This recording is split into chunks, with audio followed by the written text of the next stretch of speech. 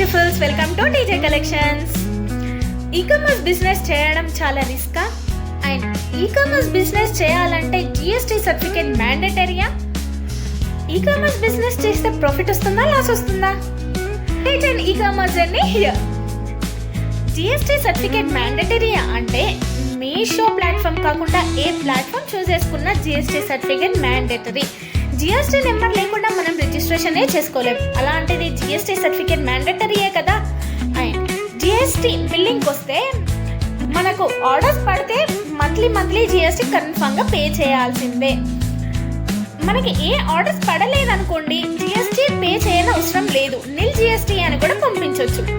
And e-commerce business చేస్తే profit వస్తుందా, loss వస్తుందా అంటే ఈ-కామర్స్ బిజినెస్ చేస్తే మోస్ట్లీ ప్రాఫిటే ఉంటుంది.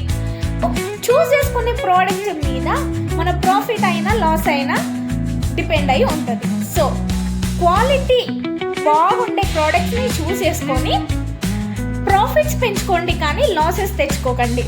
For more updates follow my page. By.